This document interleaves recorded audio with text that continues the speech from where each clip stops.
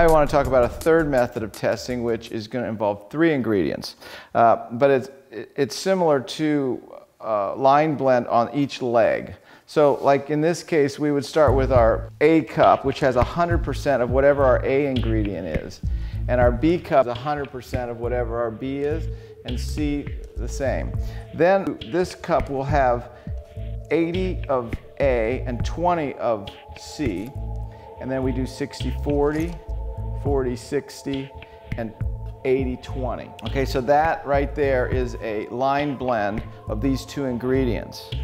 Then we will do another line blend along this axis with the same 80-20, 60-40, 40-60, 20-80. Okay, and then we have our last leg, do the same thing. So this is kind of a simple way to be able to see the way that progression relates to line blend, relates to triaxial. Okay, so now that we have the legs figured out, we have to figure out what's in the middle. The cup 5 will be the 20 axis of C. So what you're going to get is that this is the 20, 40, 60, 80, and 100 of this corner.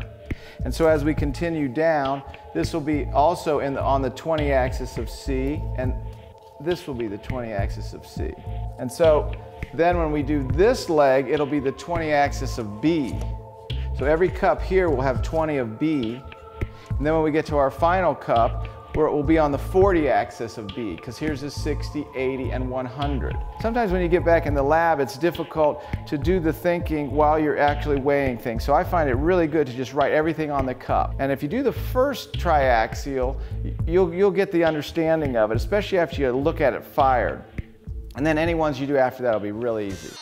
Here's a fired example of a triaxial using colorants. So what I've done is I've made up a glaze, our 20 by 5 glaze, and I've added different stains at each of the points of the triaxial. So the yellow is this praseodymium yellow, and then I have a crimson. These are mason stains, but you can use any stain you want. You could also use oxides, but in this case we wanted to try some stains out.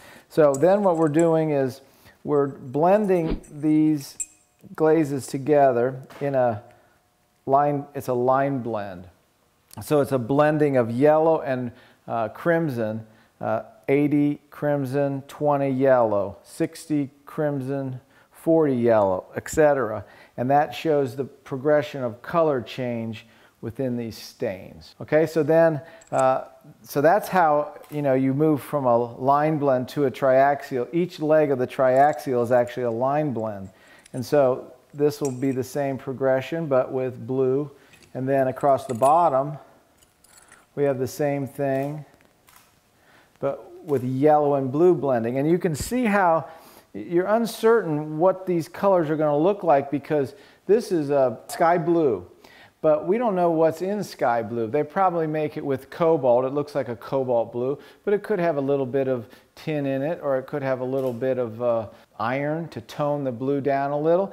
This is a yellow. We're not exactly sure what's in that yellow, nor are we sure what's in this. We're pretty sure that this crimson is going to be chrome and tin. That's a typical way to make burgundy and at Cone 6 electric. But we don't know what the resulting color blend of these will be, and so it's sometimes like that would be kind of a surprise color that we would get that chartreusey color. Okay, so now that we've established the line blend on each side, we'll do a blending of color in the middle. So, this is a combination of, like this tile is a combination of some blue, some red, and some yellow. And then you can just see the way the color varies throughout there. Okay, so this shows the way then a stain would blend in a triaxial, but that's not the only way you can do it. You can also do it with oxides here. So I could have used copper here, I could have used chrome here, and I could have used iron here, and that would show a blending of colors of greenish, brownish colors. This is a 21 point, so it's a sort of a smaller triaxial, but you can do 66 point. That would just be 1 through 10 on the line blends.